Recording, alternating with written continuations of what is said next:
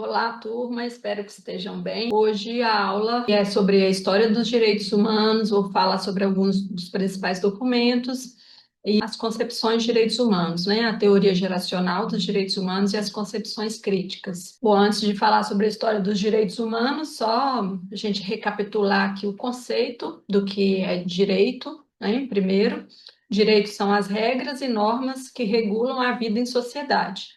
Então, todos os agrupamentos que já existiram, onde tinha um grupo humano, tinha regras e normas ali a serem seguidas para aquela convivência social ser possível, né? E o que são os direitos humanos? É o nome que se dá hoje para os direitos internacionais, tá? Que são considerados inerentes a todos os seres humanos, independente de qualquer uma de suas condições e características, né? Então, independente de sexo, orientação sexual, identidade de gênero, raça, cor, etnia, profissão, capacidade, independente de qualquer uma dessas características, né, de país, de nascimento, de origem, de religião, independente de qualquer uma dessas características, esses princípios, né, esses direitos humanos internacionais, eles valem para todos e todas. E esses direitos, ao longo da história humana, eles variaram de acordo, então, com o momento histórico-cultural. As primeiras cartas internacionais de direitos humanos, elas faziam referência aos direitos do homem e não os direitos humanos. E essa nomenclatura, com o tempo, foi sendo criticada pelo avançar das discussões sobre os direitos das mulheres, que nessas primeiras declarações, inclusive, não estavam incluídos, né, porque né, quando foram feitas as primeiras declarações de direitos, as mulheres nem ao menos votar podiam, né? Então, com o tempo, essa nomenclatura foi criticada e foi substituída, então, para direitos humanos. O que a gente chama de direitos humanos também são referentes aos direitos que são positivados, né, no direito internacional. O que significa positivado? Significa que está inscrito em documentos, porque a gente pode também falar de direitos que não estão positivados, ou seja, direitos que a gente considera inerentes aos seres humanos, mas que não estão nas declarações, porque esse movimento da construção dos direitos, como eu disse, ela é histórica, ela ainda está em transformação, em constante mudança. A expressão dos direitos humanos, ela resulta da tradução de Human Rights, que foi usada na carta que deu origem às Nações Unidas depois da Segunda Guerra Mundial. E quando a gente fala de direitos fundamentais, aí a gente já está falando dos direitos humanos reconhecidos pela Constituição Federal de cada estado. Então, a nossa Constituição Federal, ela não pode ser feita contrariando os direitos humanos, os princípios que estão na Carta Internacional dos Direitos Humanos. Mas quando a gente cria uma Constituição Federal e transforma lá numa lei nacional, então, esses direitos já passam a ser chamados de direitos fundamentais. Eles são os direitos humanos que estão incluídos na nossa Constituição Federal, né? Então, a Constituição Federal não pode contrariar os direitos humanos internacionais, que eles devem ser a base para a constituição de todos os Estados-membros da Organização das Nações Unidas, e as nossas leis também, que estão abaixo da Constituição, não podem também contrariar o que está na Constituição, ou seja, todas as nossas leis devem ser embasadas nos direitos humanos. Quando a gente começa a falar, então, de direitos, isso é relacionado com a Magna Carta da Inglaterra, tem também a Carta da Independência dos Estados Unidos, que eu esqueci de colocar aqui, mas ela está incluída também nesses documentos aí que foram antecessores da Declaração Universal dos Direitos Humanos, né? Mas a primeira vez que foi mencionado esse termo direitos do homem foi nessa Carta Magna da Inglaterra de 1215, ou seja, o século XIII. Já e depois, no século XVIII, aí aparece de novo direitos do homem nas principais declarações. Aqui está incluída a Declaração de Independência dos Estados Unidos, e ali, mais ou menos na mesma época, a gente tem a Revolução Francesa, 1792, proclamando a Declaração dos Direitos do Homem e do Cidadão. Aqui a gente mantém o vocábulo homem, inclusive as mulheres aqui continuavam sem o direito da participação política, por isso elas excluídas aqui dessa declaração, né? Não dá para dizer ainda que é uma declaração de direitos humanos, mas é uma declaração de direitos do homem e do cidadão. Qual que é o avanço que ela traz aqui? Porque até então a gente tinha esse poder que era hereditário, que era considerado dado por divindades. Então, a gente tinha a separação da sociedade em castas rígidas, né, onde se você nascia em determinada casta, você herdaria, não teria como, né, não existia nenhuma forma assim das pessoas que nasciam embaixo chegar ao poder em cima, né? E com a Revolução Francesa, depois de cortarem muitas cabeças lá de reis, eles estabeleceram esse modelo que hoje a gente chama de democracia liberal, ou democracia burguesa, porque de origem, né, dos burgueses que fizeram a Revolução Francesa em 1792. Ou seja, uma curiosidade em relação a isso. A primeira declaração, que é considerada precursora da Declaração dos Direitos Humanos, que inclusive os direitos que ela preconizou lá foram incluídos na Declaração dos Direitos Humanos, é uma declaração burguesa, é uma declaração liberal, ou seja, associada com a ideologia e os princípios que hoje se convenciona chamar de direita, né? E hoje em dia os direitos humanos eles são associados como algo, como se fosse algo da esquerda, né? Mas o princípio ali dos direitos individuais ele foi feito pelos burgueses que implantaram ali a democracia do capitalismo, né? O Estado capitalista. Essa declaração é considerada o marco inicial do que se chama Era dos Direitos, né? Então, ela faz essa transformação aí da sociedade, que seria de súditos em cidadãos, ou seja, as pessoas passam a ter direito de participação política, de voto, de se candidatar, coisa que antes não era possível, né? Então, passa a ocorrer eleições, né, eleição de representantes. Então, você tem toda uma mudança ali, não só na forma econômica ali da sociedade, mas também na forma política.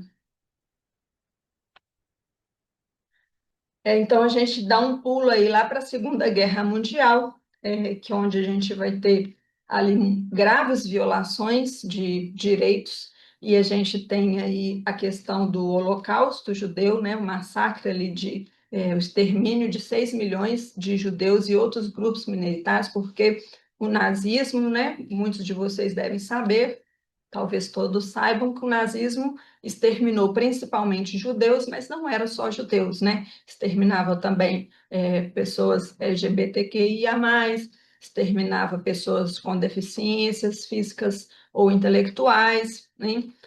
Todos aqueles que eles consideravam fora ali do padrão que eles desejavam ali de uma sociedade eugênica, né? É, e aí, por conta das atrocidades que ocorreram na Segunda Guerra Mundial, a gente teve aí, depois do final da Segunda Guerra, a aprovação pela Assembleia Geral das Nações Unidas, né, da ONU, a Declaração Universal dos Direitos Humanos. Então, hoje, essa declaração que ainda está vigente, essa declaração, ela traz 30 artigos, que eu vou comentar alguns, é, vou colocar ela completa também, para vocês lerem ela na íntegra, para quem não tenha lido ainda, né? É importante saber o que é que está dizendo lá, apesar de todos os problemas de se colocar isso em prática, a gente precisa conhecer, né? Porque essa declaração, ela que embasa a nossa Constituição e todas as nossas leis. Então, se tem algo nas nossas leis, se tem algum projeto de lei, por exemplo, de político, que vai contra esses princípios, esse projeto não pode se realizar, né? Então, acaba sendo um instrumento, aí, uma ferramenta que a gente tem para poder lutar contra retrocessos aqui na nossa sociedade e no mundo como um todo, embora a gente esteja vendo aí que esses instrumentos estão bem enfraquecidos, porque a gente já está vivendo outro genocídio, e esses instrumentos estão mostrando que não tem quase força nenhuma, ou nenhuma mesmo, para poder conter essa barbárie. Mas agora é só para a gente entender que aqui a Declaração dos Direitos Humanos de 1948, ela foi impulsionada por essas barbaridades que ocorreram aí até o final da Segunda Guerra. E ela vem trazendo aí essa afirmação de que todos os seres humanos nascem livres e iguais em dignidade e direitos. Todos, todos. Tá? E isso implica na universalidade desses direitos, ou seja, nenhum povo pode ficar excluído desses direitos, porque os judeus, por exemplo, foram exterminados porque eram considerados menos humanos. Hoje, o que a gente vê com o povo palestino também sendo exterminado, também a população de Israel os considera menos humanos, usam as mesmas terminologias que foram usadas lá, né, de falar que são animais humanos, que são ratos, que são baratas, então fazem essa associação aí com animais para poder tirar essa humanidade, que é algo que a Declaração dos Direitos Humanos diz que não poderia ser feito, né? Que esses direitos, outro princípio desses direitos é que eles são inalienáveis, ou seja, eles não podem ser retirados de nenhum humano.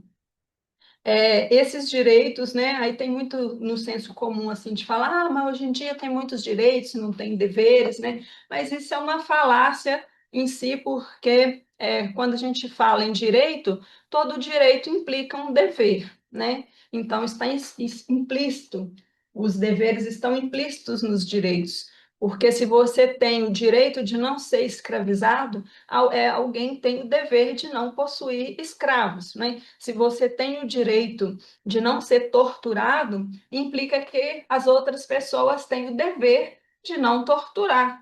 Então, todo direito implica deveres, não tem como sair falando aí que a gente tem muitos direitos e nenhum dever, né? Bom, esses são então os 30 artigos da Declaração Universal dos Direitos Humanos, aqui de forma resumida pelo tema, ok?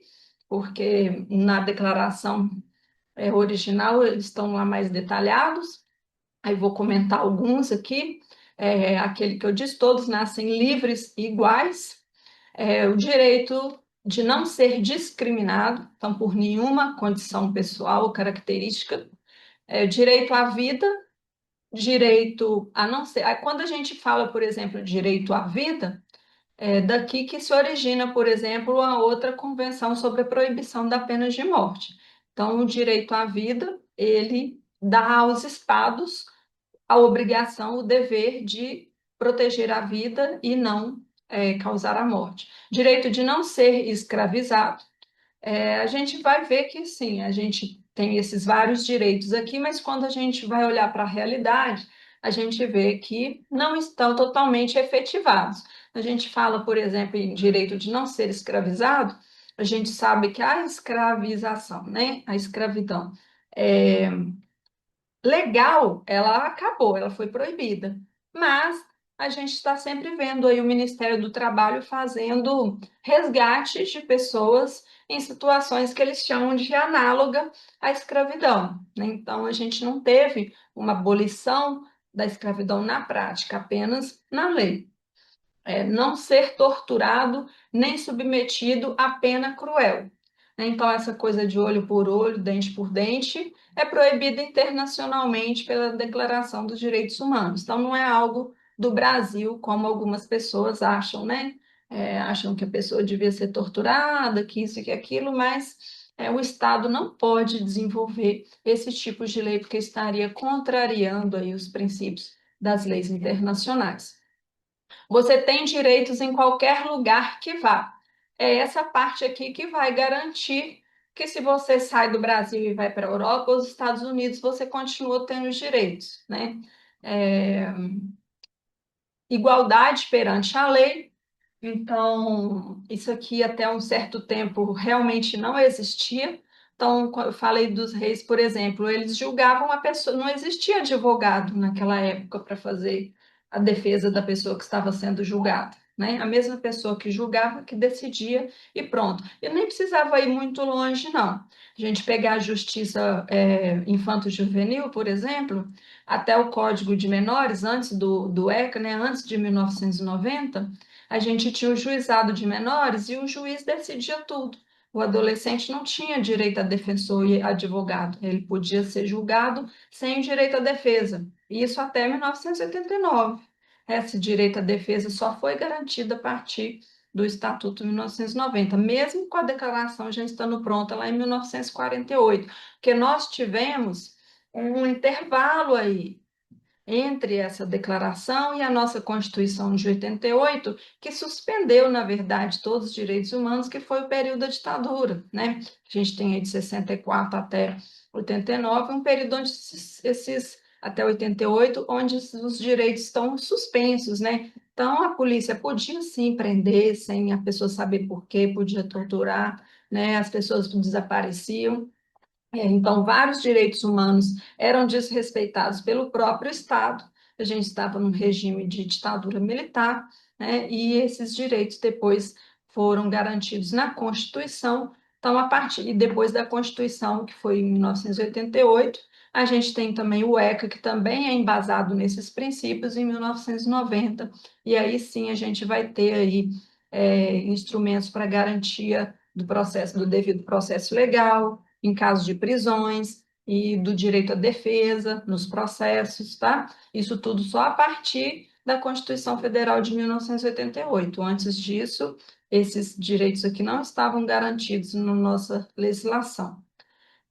A igualdade perante a lei também é uma igualdade formal, porque a gente sabe que, né, as pessoas pobres acabam tendo a lei mais dura contra elas do que as pessoas das classes mais favorecidas, né? Só a gente observar o caso da Vale, onde, né, as pessoas sabiam que aquele acidente ia acontecer, mesmo assim deixaram acontecer, morreu mais de 200 pessoas e não houve punição, né? E quando é uma pessoa, né, um homicídio, a pessoa costuma receber aí uma pena grande se ela for pobre, né, e não tiver aí um bom advogado. Proteção dos direitos humanos por lei, então esses princípios aqui devem estar garantidos na lei de cada Estado membro da ONU, não ser detido injustamente, ou seja, todas as prisões devem ser ou em flagrante do delito, ou então justificada, né, com uma fundada ali causa para poder manter aquela prisão. Não pode simplesmente prender arbitrariamente sem a pessoa saber por que está sendo presa e sem ter ali razões consideráveis para poder fazer essa prisão. Isso aí é uma das coisas, por exemplo, que no Brasil não é bem cumprido, porque quase metade dos presos do Brasil são presos provisórios, né? Ou seja, que ainda não foram condenados, estão ali aguardando seu julgamento. E sendo que os direitos humanos e a Constituição diz que todos deveriam ser considerados inocentes até que se prove o contrário, né? Direito a um julgamento, ser inocente até que se prove o contrário, que é o que eu falei, né, que está muito relacionado com o anterior, direito à privacidade, liberdade de ir e vir, direito a asilo político, então, se você está sendo perseguido politicamente no seu país, você tem o direito de pedir asilo político em outro país, direito a uma naturalidade, né? Então, tem lá na nossa certidão de nascimento, na nossa identidade, onde a gente nasceu, né? De onde nós somos naturais. Casar e ter família. Vamos lembrar, então, que aqui na Declaração dos Direitos Humanos está falando que esses direitos são para todos os humanos, independente de quaisquer condições, né? Então, quando fala casar e ter família, não está falando que é só para homens casar com mulheres, falando para todos os seres humanos, independente de qualquer coisa. Então, o casamento é um direito humano para todos os indivíduos, tá? Sem exceção, é sempre sem exceção. Direito à propriedade. Opa, aí tá vendo? Como que a própria Declaração dos Direitos Humanos, que é considerado coisa de esquerda, está garantindo aqui o direito da propriedade, né? Por conta da origem burguesa que eu falei para vocês que ela tem. Todos esses direitos mais individuais aqui que vocês estão vendo, né? de nascer livre e igual, de igualdade perante a lei, liberdade de vir. Isso tudo aqui que são direitos individuais, ou direitos civis, como chamam, é, são direitos que estavam lá na Declaração Francesa, né, na Declaração Burguesa, e que foram incorporados aqui na Declaração dos Direitos Humanos. Então, a gente tem uma Declaração dos Direitos Humanos que garante o direito à propriedade, e a Constituição Federal também garante o direito à propriedade. Então, os direitos humanos, eles são também mantenedores do capitalismo, porque eles também estão ali garantindo os princípios que ele precisa para funcionar, tá? Liberdade de pensamento também é um direito civil, também já estava lá na Declaração Francesa, né? Liberdade de expressão também é um direito liberal, né? Um direito também que estava na Declaração Francesa. Liberdade de reunião e associação pacífica, direito à democracia, então, que é outro ponto aqui também que é garantidor desse modelo de sociedade capitalista que a gente tem, porque a democracia aqui que se defende, a democracia no modelo liberal de democracia, né? Porque, por exemplo, Cuba tem uma sanção econômica aplicada a partir da ONU, porque os Estados Unidos meio que comanda a ONU, que ele faz parte de um dos 5 membros lá principais que tem direito a veto nas decisões da Assembleia, porque está entre os 5 países ali que ganharam, né, consideram que ganharam a Segunda Guerra Mundial, então é uma contradição que a ONU tem de ter alguns países com mais poder que outros, né, já que eles pregam a igualdade, todos os países deveriam ter o igual poder, mas alguns, né, têm mais poder que outros. Os Estados Unidos, então, junto com Israel, até hoje ainda são os únicos países que vetam o fim do bloqueio econômico a Cuba. Qual a justificativa? De que Cuba não é uma democracia. Mas o sistema de Cuba é considerado democrático para o povo de Cuba. Eles votam nas eleições municipais, eles votam para deputado, só que entre eles lá que eles escolhem o presidente. Mas se a gente for olhar, os Estados Unidos também, né, não é o que ganha mais votos, por exemplo, o que é eleito. E são 2 partidos também muito parecidos, né? Então, é bem questionável esse conceito e esse direito aqui à democracia. É uma forma também de garantir que essas grandes potências aí mantenham o controle sobre países que tentem instaurar modelos econômicos sociais diferentes do modelo burguês. Então, os direitos humanos também acabam sendo usados também como instrumento também de opressão contra outros países, né, das grandes potências imperialistas e contra outros países.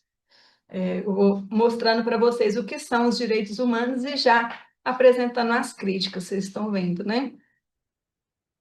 Segurança social, os estados deveriam garantir também, sabemos que não é assim que acontece. Direito ao trabalho, né? É,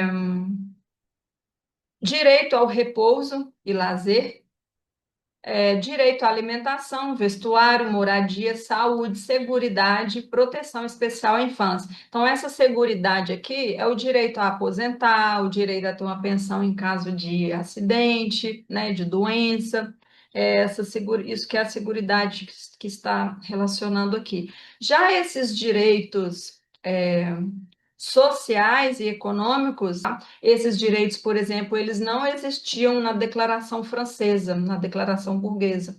A Declaração Burguesa eram os direitos individuais civis, e nessa aqui a gente vai ter já incluído aqui os direitos sociais e econômicos, né? Então, esses direitos, e que são os mais negligenciados na Declaração e na Constituição Federal, tá?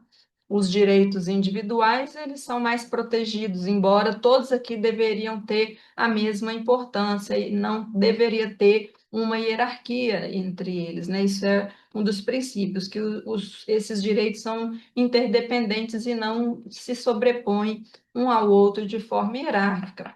Não deveriam, né? Direito à educação, participação na cultura, artes e ciência, ter os direitos e liberdades plenamente realizados, cumprir deveres, aí os deveres, né, de respeitar todos esses direitos, e não contrariar os princípios dos direitos humanos, né? O grande dever, então, de respeitar todos esses direitos e não ter seus direitos retirados. Bom, após a Declaração dos Direitos Humanos, a gente vai ter a criação de vários outros documentos, tá, pela ONU. É, Esses são apenas alguns deles que eu coloquei para exemplificar, porque ali eles falam dos direitos de uma forma mais geral. E aí, nas convenções e nos tratados, nas resoluções, eles vão aprofundar mais em cada um desses direitos, e à medida também que vai vindo as demandas sociais e as lutas vão pressionando para poder ter uma garantia maior e mais especificada sobre esses grupos mais vulneráveis, por exemplo, né, e outras questões assim. Então, a gente tem a Convenção para a Prevenção e Repressão do Crime de Genocídio, de 1948 também. Essa foi no mesmo ano da declaração e ela foi muito importante porque a gente teve um crime de genocídio na Segunda Guerra, que foi esse que eu falei para vocês do extermínio dos judeus, né? E é justamente essa mesma convenção que hoje está sendo utilizada para classificar o extermínio de palestinos pelo governo de Israel como um genocídio, né? Ele atende a todos os requisitos que estão lá na convenção. Depois, na aula sobre o tema, eu vou mostrar para vocês, atende todos os requisitos da convenção para ser classificado como crime de genocídio. É, e o principal deles é a intenção de extermínio do povo, e essa intenção foi declarada já inúmeras vezes pelos ministros de Israel. Convenção Internacional sobre a Eliminação de todas formas de discriminação racial, em 1965. Convenção sobre a Eliminação de todas as formas de discriminação contra as mulheres, 1979. Convenção sobre os Direitos da Criança, 1989. Então, gente, o nosso Estatuto da Criança e do Adolescente, vocês lembram lá no artigo da declaração, fala sobre proteção especial? A partir desse artigo, você está dizendo que a infância deve ter uma proteção especial, ou seja, precisa de uma legislação especial sobre a infância. A Convenção sobre os Direitos da Criança vai falar sobre isso, ela vai especificar quais são esses direitos das crianças, considerando aqui criança para essa convenção, os indivíduos até 17 anos, né, 18 incompletos, e aqui no Brasil a gente separa criança até 11 anos e adolescente de 12 a 17. Para a Convenção Internacional, não, é tudo criança, tá? De 0 a 17. E essa convenção é que vai dar os princípios para a elaboração do Estatuto da Criança e do Adolescente, o ECA. Então, o ECA, ele deve obedecer ao que está na convenção. Isso é uma das coisas, por exemplo, que impede, vocês veem que a convenção é de 89 e o ECA é de 1990. Então, foi desenvolvido bem depois. E aí, incorporando aí esses princípios. A questão da redução da maioridade penal, por exemplo, por que os políticos têm dezenas lá de projetos para fazer essa redução e não conseguem? Porque aqui na convenção está falando que tem que ser diferente dos adultos o tratamento. Aí o Brasil não pode contrariar os princípios, então, que estão nessa convenção. Aí eles ficam tentando fazer umas manobras, né? Manter ele no sistema socioeducativo até 18 e depois passar para o penal, ou fazer né, um estabelecimento diferente. Enfim, ficam tentando fazer vários projetos com manobras para tentar burlar isso aqui, mas acaba sendo barrado, então, no STF, porque acaba sendo, então, inconstitucional, porque a Constituição também está baseada nisso aqui, né, nos direitos humanos, e também não pode ter lá os seus princípios contrariados.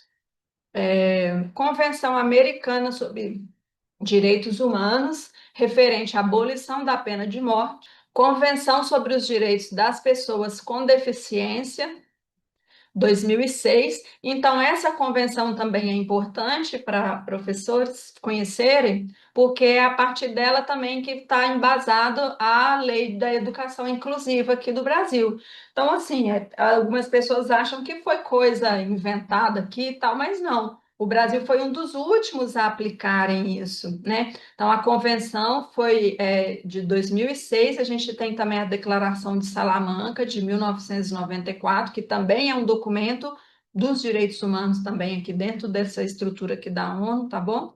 E esses documentos é que vão falar sobre a educação inclusiva dever ser implementada pelos estados.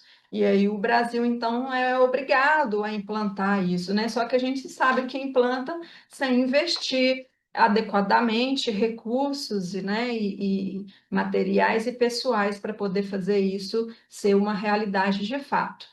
Mas não é porque os políticos do Brasil são bonzinhos, então, que essa política foi implementada, mas sim porque o Brasil tem essa obrigação internacional a partir aí dos tratados de direitos humanos que ele ratificou, portanto, é obrigado a estar cumprindo.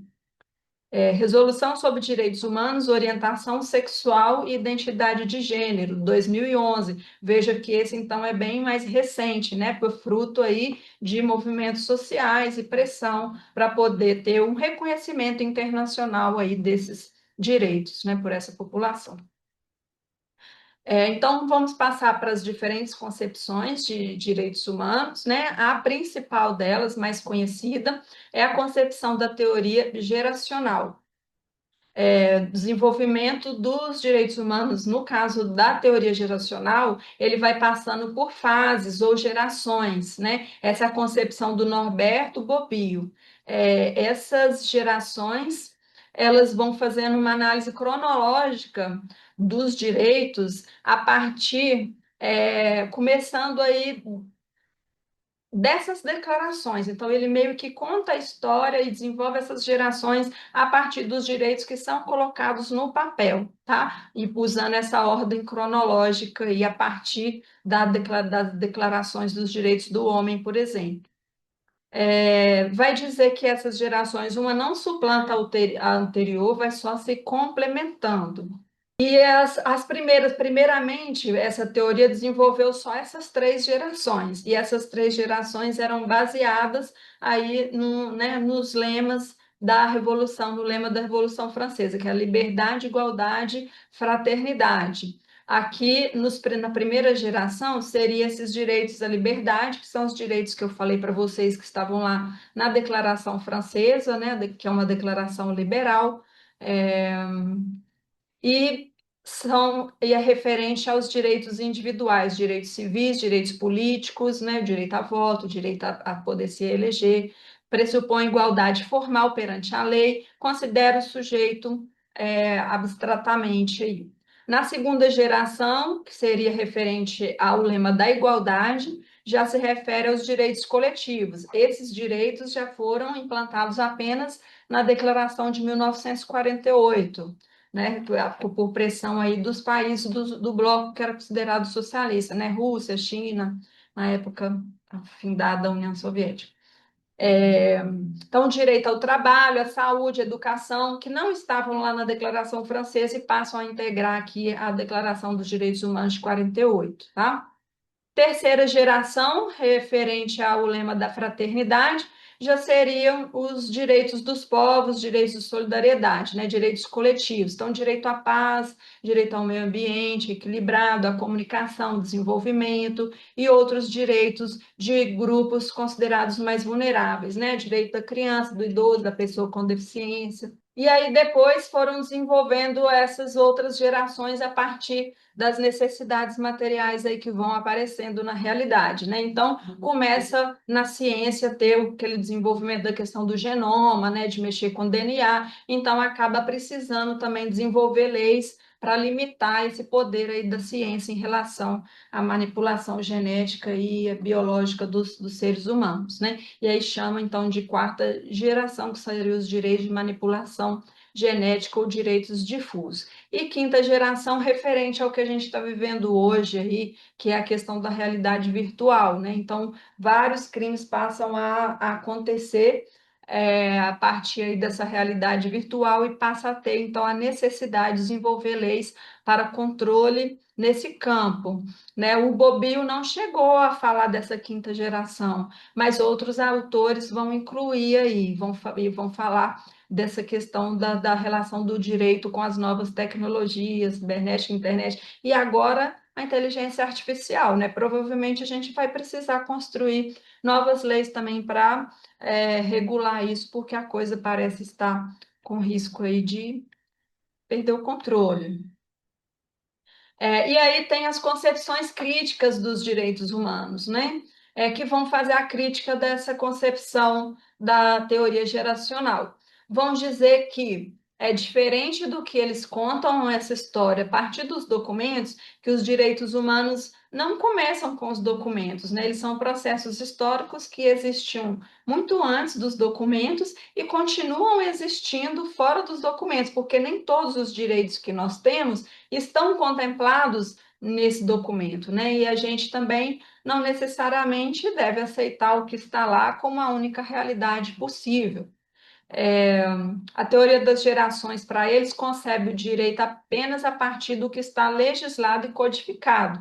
É isso que eu disse. Não só o que está, a gente tem que pensar a justiça, por exemplo, para além das leis, porque a gente já teve muita lei injusta e atualmente também a gente tem leis injustas, né? Então a gente tem sempre que pensar o direito para além das leis e não ficar fixado apenas no que já está nos documentos, né? Direito e lei não se identificam, uma coisa não necessariamente está dependente da outra. Então, a justiça não se limita à questão jurídica. A teoria geracional também é centralizada na história dos direitos a partir da Europa Ocidental. Então, é isso que a gente está vendo, né? A teoria geracional ela parte das declarações dos Estados Unidos, da Inglaterra, da França, e a partir dali implantar aqueles direitos para o mundo todo. Desconsidera, por exemplo, que as lutas indígenas aqui no Brasil contra a colonização também eram lutas de direitos humanos, não é porque não viraram documentos que não eram lutas de direitos humanos, e são até hoje, né? E são direitos, inclusive, que contrastam com esse direito humano aí, é lá, a propriedade, por exemplo, porque os indígenas querem os direitos de viver nas suas terras, nos seus territórios, e essa lei aí dá a propriedade, às vezes, dessas terras para quem veio de fora, né, para invasores.